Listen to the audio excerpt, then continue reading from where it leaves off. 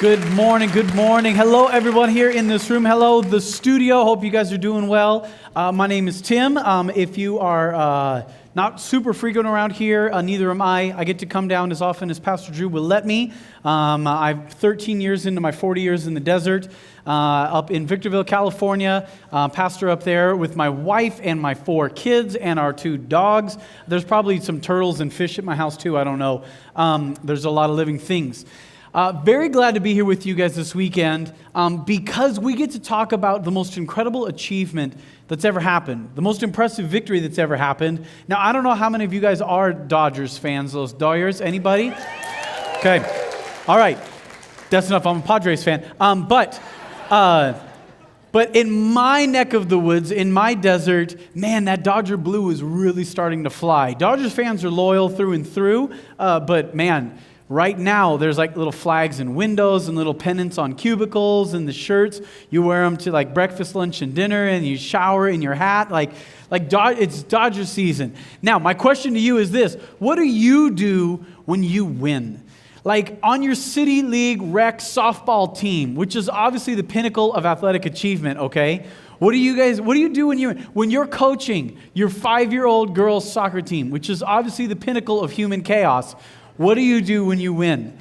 Because back in the day, if you were in the Roman Empire, man, what you did when you won was a big deal. Like you marched and you built as a Roman conqueror. Before Jesus, as that Caesar went off into the north to try and defeat all the barbarians and the Germanic tribes and the scattered so they could solidify a larger hold on the region. Man, as a general or a conqueror in Rome, you would march back into a city and you would have either the people that you captured and defeated either marching ahead of you, looking all dejected and sad, like the Padres, and then you would ride in on a chariot, looking majestic and powerful. I know it sounds silly, but if you've ever seen the Hunger Games, as they rode into the arena, all the citizens would cheer you on. Because as I watched you as a Roman general come into my city, I knew that we were getting stronger and stronger as an empire. And my security was bound up in your success. So that march into the city was a big deal. But then you would get to begin to work on maybe a Roman victory column or a victory arch. I've had a chance, I've gone on, this is going to sound too glamorous and you're going to be so totes jelly right now. I've gone on a couple of different biblical archaeology study trips. They're actually a lot cooler than they sound. And I've actually walked through ancient Rome, and there are these incredible arches. And these arches were I would celebrate myself and my victory using some of the spoils from what I had conquered. I would pay for the construction of this massive victory arch. And on every surface of the victory arch, there'd be sculptured reliefs of different scenes of either a battle in which I had defeated them or some of the spoils of the victory that I had achieved. And I remember being in Rome, sitting there under one of these arches, looking at the carvings there's spears and swords and chariots, and I see it. And then I looked to see some of the spoils. It was the celebration of the Romans' overthrow of the Jewish temple. This is a couple decades after the death and resurrection and ascension of Jesus. But the Romans came in and wiped them out because they'd rebelled, and they just wiped them out for good. And the plunder of that conquer, they used some of the plunder to help fund the construction of the Roman Colosseum. So I had already been over in the Colosseum, and then I came back and I was standing under this massive Roman arch celebrating this Roman general's victory where he just sacked the temple and all the instruments that God had designed to use to worship him.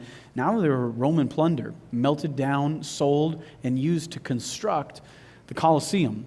Ironically, where the Roman power would be used in sport to sometimes kill Christians.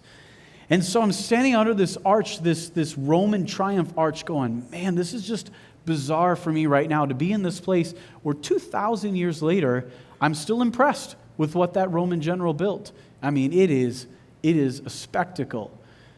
But what we're going to read today is Jesus' march, and we're going to end our time with what he built for his achievement, his victory.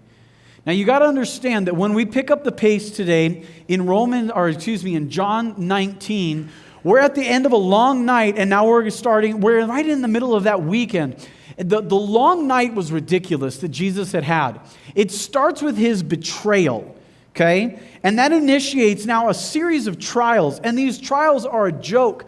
Because in the Jewish leadership system, you've got to remember that everyone in Jewish leadership was under the rule of the Roman leadership.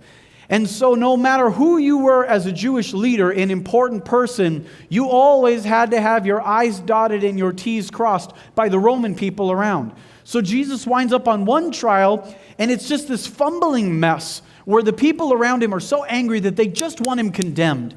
And so it's like a little bit of slander, it's a little bit of accusations, but really nothing sticks. There's no thing that they can point to that's legitimate, so he gets handed off to another Jewish leader. And it's more fumbling, and it's more slippery, and it's more accusations and slander.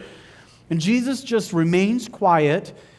And so they decide, we can't do anything with this mess either. And it winds up in the hands of Pilate. Now, Pilate actually has authority in this situation. Pilate is a Roman governor, and he is now the one that's going to be able to act on the situation, but he's confused. It's just a hot mess. It's almost like 8th grade bands of girls that are gossiping about other girls across the school or at a rival school, and they're just whining and complaining. And he's like, what are you talking about? None of this makes sense. There's nothing wrong with Jesus. And they said, yes, there is, and you've got to kill him because all of us want that. And now he's worried because he's this middle management between real authority in Rome and the Jewish people. And he's just trying to keep them subdued and happy and not rebelling. He doesn't want to revolt. And so he's torn on what to do, and his wife tells him, you know that you are in trouble when your wife is like, sweetheart, just back off and let it go. Because most of the time, my wife is so gracious to let me make mistakes all on my own. And sometimes her heart can't even take it. And she's like, Tim, you got to back off of this one. His wife steps in and says, Pontius, baby, let this one go. I had a dream about this, and no good is going to come of this. But he doesn't know what to do. And so he's now at this fulcrum moment, this pivot point in all these trials of Jesus, where he decides basically he's going to use his power, but still abdicate the role of the decision and let it fall on them. And then this is where we hop into our story. We're going to talk about the things that God is able to do through this chapter, because it looks like defeat, but it's a victory. Verse 16, finally, Pilate handed Jesus over to them to be crucified. So the soldiers took charge of Jesus. Carrying his own cross, he went out to the place of the skull, which in Aramaic is called Golgotha. There they crucified him, and with 2 others, one on each side and Jesus in the middle. Pilate had a notice prepared and fastened it to the cross, and it read, Jesus of Nazareth, the King of the Jews. Well, many of the Jews read this sign, for the place where Jesus was crucified was near the city. They could all see it. And the sign was written in Aramaic, which was this traditional Jewish tongue that you'd speak in, Latin, which was the burgeoning, it was the growing language of the Roman Empire, and Greek, which was the language of the entire Western world because of the influence of Alexander, not Hamilton. The chief priests of the Jews protested to Pilate, do not write the King of the Jews, but that this man claimed to be the King of the Jews. He thought he was the king. He said he was the king, but he wasn't our king. Pilate answers, what I have written, I've written. All right, so this is John's beginning of the literal march to the death of Christ. And it starts with this culmination of the trials and the pronouncement of Pilate. And what Pilate does is he has Jesus march himself out with the cross on his back. And then Pilate announces who he is by this declaration that he's the King of the Jews. And there's been so much speculation over the centuries about the significance of that. Was it Pilate trying to remind the Jews that they were subject, that they were beneath the Romans? Or was Pilate trying to kind of low-key throw shade back at these Jewish people to say, listen, you guys are biting off your own nose to spite your face. There's nothing wrong with this man. As a matter of fact, I'm going to affirm him as you march him to his death. There's nothing written about that, the motivation of Pilate about this declaration, but I'll tell you this, it's used by John as a storytelling device to elevate what John sees in the rest of this chapter. And I don't mean to diminish the significance. This is an important chapter in Scripture, but I'm going to say this. If you haven't seen it yet, I'm literally not ruining the end for you because it's like 20 years old at this point, okay? Marky Mark's older brother is in the movie. That's how old this is. Do you remember at the end of Sixth Sense when you figured it out and you're like, oh, no way. And then what did you do? What all of us did. You're like, no, that can't be. It can't be right. Like when that one, I guess he could have been. Yeah, okay, that would. Well, but that couldn't have been in this scene when he was, oh, I guess that makes more sense now. Well, but what about when, oh my gosh, he totally was been dead the whole time. Like it just blew you away, right? And you maybe not probably, you might have watched it again, like, I'm going to catch it this time, and I'm going to watch it. Every time you watch, you're like, oh my gosh, he's totally dead the whole time. And it blows you away. This whole chapter is fascinating because John knows the end, right? John knows that the crucifixion of Jesus is actually the purpose for which Jesus was born into the world. It's why he took on a body. It's why he provoked certain people at certain times. It's why he sat the disciples down and had dinner with them and so clearly explained that he's walking towards the fulfillment of God's promise, not just for his 33 years, but every millennium of human history. And so as John writes this, he includes this detail of Pilate because John knows he's watching his conquering general on his victory march right now. And the walk with the cross outside the city is like, in John's mind, well, wait a second, this is my conquering hero. This is my general. This is mon capitan. Like this is different than everything else, but it looks to everyone else like a defeat. And so as John writes this account, he's watching Jesus, all of these achievements that he's winning and winning and winning, even though it looks like he's losing and losing and losing. And so through this chapter, John wants us to know some things that God is able to do, even in the face, even in the appearance of defeat. And one of those things is that he is able to rule. This is God declaring his own victory even over death. And so John continues with his victory passage. We hop into the next verse. When the soldiers crucified Jesus, they took his clothes, dividing them into 4 shares, one for each of them, with the undergarment remaining. Now I know that's awkward in our culture. This is different. This garment was seamless, woven in one piece from top to bottom. Let's not tear it, they said to one another. Let's decide by lot who will get it. Oh, there's a couple of really interesting things about this. And one of them I'd rather not devote a couple of minutes to because I want to get to the second. So I'll try and do it within 1 minute's time.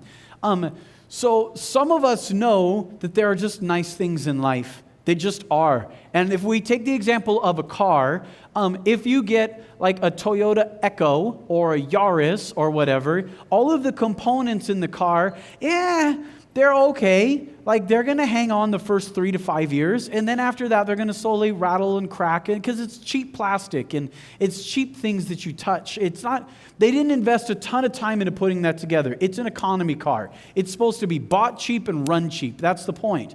But if you go to the opposite end of the line of what Toyota makes, not quite the Lexus LFA. Let's take one step back. Let's just go to the top end of a Lexus line. A Lexus LS, a 460, like you get inside that car and it's like you get a nice warm hug from Oprah at that point. Like all of the surfaces you touch are intentional and there's wood and there's leather. It's just qualitatively different. The qualitative difference is what they're talking about here with this undergarment. It's not just thrown together. It's not cheap. Like, it's just nicer. And man, John is trying to affirm the kingship of Jesus. Like, Jesus is the top end of the line, in a sense, through this declaration. But there's something more important happening here. Do you remember all the way back in the garden when we stepped away?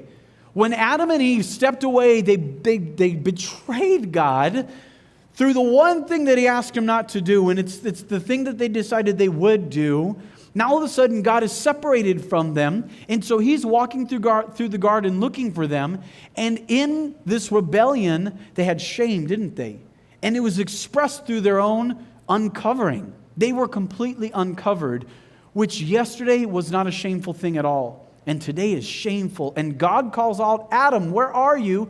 And Adam's hiding. But like a 6-year-old, he's hiding and he yells to you where he's hiding, right? And so Adam calls out and he says, God, I heard you calling, and I hid because I'm ashamed. And God's like, why are you ashamed? There's no shame between us. Adam, I'm naked, and that naked is, I'm ashamed of it. And God says, whoa, who told you that you're naked? What has happened between us, Adam? And then what does God do? God covers them.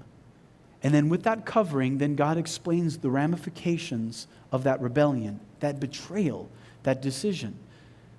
And when they're covered, he explains, okay, Eve, through you is going to come someone who is going to redeem all of this back. And I'll say this, that his heel is going to get bruised, but that heel is going to crush the head of the serpent that initiated this betrayal. And so now John is writing all these little nuggets, these nitbits of the story of the crucifixion. And he watches, and we're going to see that in a minute. He is standing there watching, and he sees the covering of Jesus now cover the people who are helping kill him. And John remembers, oh my gosh, in the first betrayal, God covered Adam and Eve, and then in the middle of that discussion, he prophesies, he explains exactly what's going to happen. My son is going to come through you, Eve, and my son's heel is going to be bruised, but that heel is going to crush the serpent's head. And so in the midst of his own wounding, he's going to mortally wound the one who's after him. And my point is, through all of this, is that this happened, that the scripture might be fulfilled that said, they divided my clothes among them and cast lots for my garment. So this is what the soldiers did. John sees prophecy. John sees fulfillment. John sees intentionality, even in this random act. And you're like, Tim, I still don't get it though. What is going on? What is the big deal about Jesus' garments being distributed amongst the guards? Guys, God is able to cover us in our betrayal, in our rebellion, in our sin. It's one of the key things that makes us fans of God and not family, is that after our initial, when we step into relationship with Him, we confess, God, I have sin and I need you to cleanse me. I need that covering. But then after that, we get this idea in our heads because middle-class Christian America has got their act together, and we're put together that we need to back away from the concept that we need to be covered by God.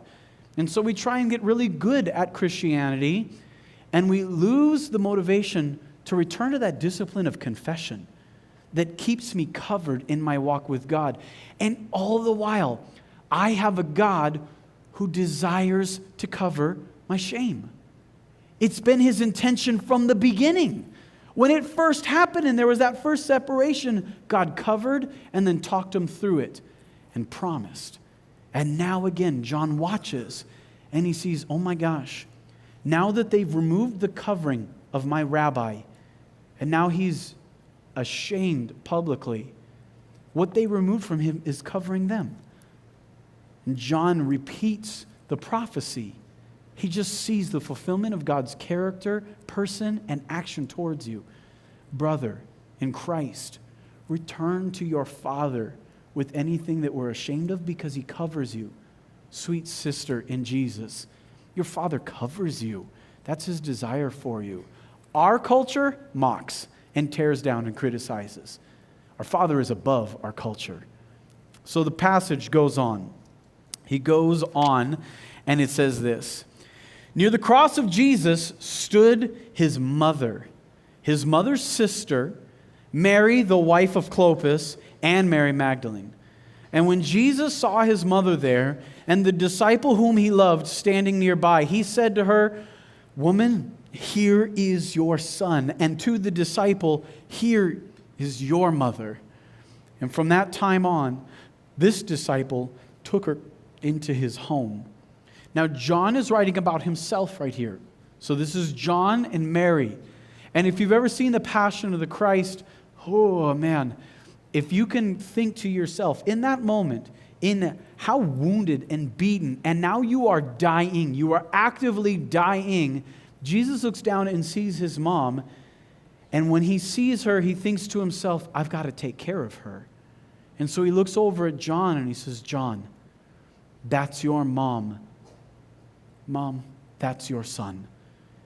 And he clasps them together, and John says, from that moment, that's my mom. I take care of her. She's my responsibility now. I'm going to tell you a ridiculous story. I'm so sorry. Because this is so heavy, we need to come up for breath for just a minute, and this is a ridiculous story, but you'll understand hopefully why we're getting back to this. So I'm 19 or 20 years old. I don't remember exactly which year it happened, but I was in college with my college buddy. My college buddy and I were such good friends. We were the best of friends. We still are to this day. Years later, he's a cop in Escondido. I could call him, say, "Hey man, I love you." No context. He'd be like, "Hey, I love you too, Tim. What's going on?" So in college though, he lived in an apartment across town from where I was, and his car was broken and he needed me to give him a ride. Well, I was running late for something, and so I'm like, "Dude, you're killing me. Like, why do you need a ride today?" And he says, "I just do." Throws his clean laundry that he cleaned at my place in my trunk. I drive him across town, and he realizes he doesn't have his apartment key. And so he's got to go up to the second stair, knock on the door, and check, because you can't just text people back in 1995. And he's going to find out if his roommate is there. And he said, "Hey, Tim, I need you to stay here until I'm back." And I'm like, "Bro, just take the laundry with you. Like, you're a giant human being. Carry your laundry with you and check on your own." He goes, No. I'm going to leave the laundry here, because if he's not there, I need you to take me. I'm like, "No, I'm not taking you anywhere else, man." And he goes, "Tim, just sit and stay." And I remember saying, as a 20-year-old dude, "Oh, don't tell me to stay. Oh, don't do that." And he goes, "Sit, Ubu, sit." Now, some of us who are old enough to remember TV shows where they would end with "Sit, Ubu, sit." Anyway, I said, "Don't treat me like a dog." And he gets out of the car and laughs and he goes, "Stay." And I'm like, "Nope, I'm out of here." And so he's now running up the stairs to see if his roommate is there so he can get in. And I'm three-point turning my 1993 Toyota Camry as fast as I can, okay? And I start to leave, because that's going to teach him, right? Because that's what best friends do. So he's now running down the stairs, and he runs out to the driveway, and he's standing in the driveway to stop me. He's probably 25 feet ahead of me. And I see him, and I think to myself, "Oh, Jeff, you're going to move." And he sees me coming, and he thinks, "Oh, Tim, you're going to stop." And I get closer, and I'm 10 feet away. I'm like, "Man, Jeff better move." And he thinks, "Man, Tim better stop." Guys, I'm so sorry, this is the most 20-year-old dude story of all time. Both of us figure out way too late that we both guessed wrong, okay? I slam on the brakes, the car lurches forward right when he's jumping, and my grill hits him in the shin, and it sends him rolling across my hood. His shoulder hits my windshield and spiderwebs my windshield. And then my car shoots him back out into the driveway, and I squeal like an 11-year-old girl, "I hit you!" And I bury my face in my hands because I'm so worried. Oh my gosh, who hits their friend with their car? Jeff, meanwhile, is probably having a very different thought process than me. Probably when the shins hit the car, he probably thought, "Ow." And then as he rolled across the hood, he thought, "What?" And then when his shoulder broke my windshield, he probably thought, "Ow." And then when he rolls out into the driveway, he probably thought, "I'm going to kill him." I kid you not. You could call Jeff and ask him this story, and he would tell you this next part is dead true. There's two girls in the apartment complex playing on the like little grassy area, 8 and 10. They're young, and they're like, they thought they just watched someone get killed, okay? So Jeff, shins bleeding, shoulder throbbing, gets up, I'm not kidding, sees them, And he's worried about them, and he says, it's okay, we're stuntmen, and we're practicing.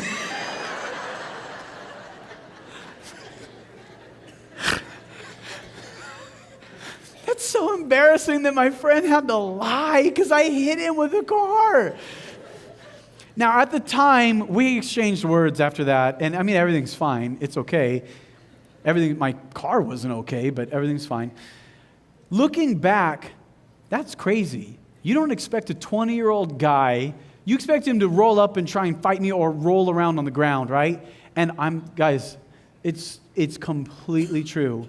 My buddy decided he was more worried about how we had impacted these girls than anything else, and he wanted them to calm down. Do you understand the depth of compassion that God demonstrates on the cross? That while he's been beat within an inch of his life, and now he's being suffocated publicly, he sees his mom and he thinks, I got to take care of you right now. And then he looks over at John, the person in this world he trusts the most, the disciple who showed up for the crucifixion. And John's heart is being crushed with every last gasping breath. And he looks at John and he says, take care of her, yeah? And John says, yeah. You can write this down. God is able to care. And it's not just my shame that separates me from God when I mess up. When I see evil around me, I doubt this the most. Is God still able to care now? When there's such deep division in our country between black and white America, and I think I'm crippled to do anything about it.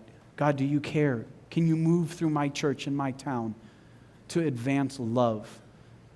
When events like Las Vegas happen, God, do you care? Where are you? And all the while, God, in his word, is begging me over and over and over, Tim, as I march towards my most incredible victory ever, as I sink lower and lower physically, I'm demonstrating that I'm able to rule and that I'm able to care. And Tim, you've got to set your affection and your belief on that. Because when you rest here, you go out to that culture that needs compassion, and you're so completely consumed with the fact that your conquering general is compassionate and cares that you carry it. And you sit in the stands and watch Jesus walk towards his death, and you see what he does, the nuances that John floats to the surface. And I'm overwhelmed by this God. This is who I choose to follow. And I'll be aware of the right and left political divide in my country, and I'll be aware of the things that tear at us from every side. I'll be aware of them. Those things do not govern my life. They do not guide my mind. They do not win my heart. This does. And so the passage goes on.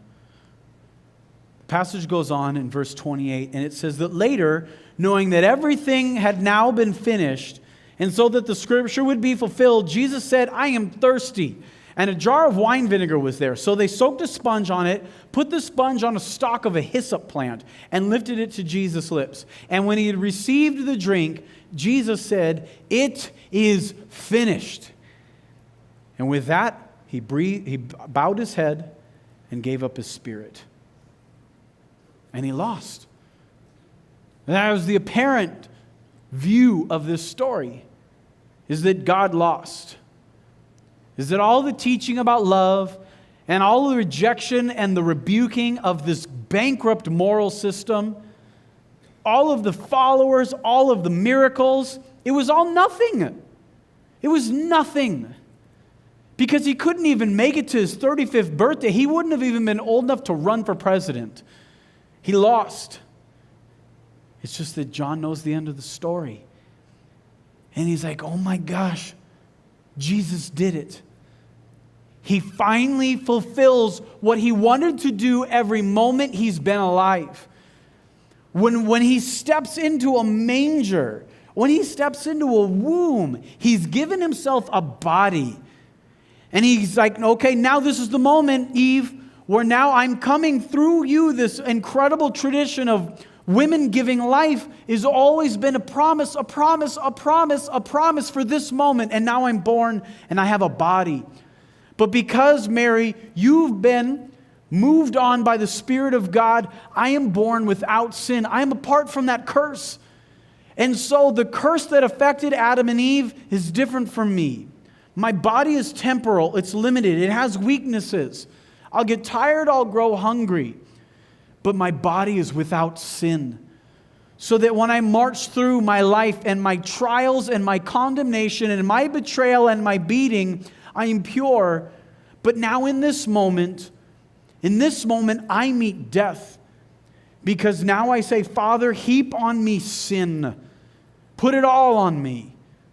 Because I drag sin and I walk now into Hades and I face death. And now I beat it.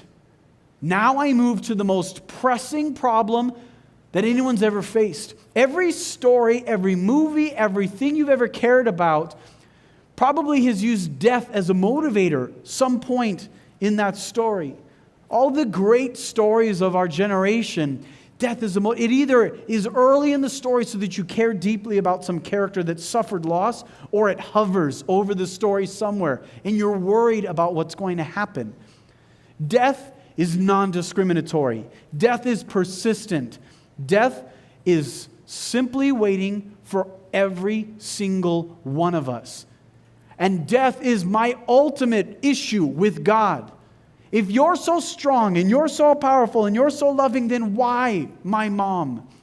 Why my son? Why? And God says, absolutely death. That enemy must be defeated. All of my miracles, all of my teaching, all of my compassion, all of my presence, every day of my bodily life has actually been for this moment. This moment. Because that's the enemy I want to defeat. I want to get the one that gets everybody. And so John writes this march to this moment. It's the victory march of Jesus, and the death is the everything. And it's the last thing that John celebrates what God was able to do. And it's that God was able to die. This is different from every other faith. This separates us way out there. Because all of us, it's inevitable for us. But it wouldn't have been true ever for God if He hadn't have chosen this. If He hadn't have humbled Himself like Philippians says. And so Mary kind of represents us, right? They're watching this happen. And she's about to be without someone to care for her. She's about to be stuck in the upside down, right? Stranger Things people. She's about to be abandoned and cold and alone. And Jesus cares for her and then dies because we're all of her. Like, we're that too. And now in this, Jesus is able to win. He stares down death and he just simply wins. It's a victory for him.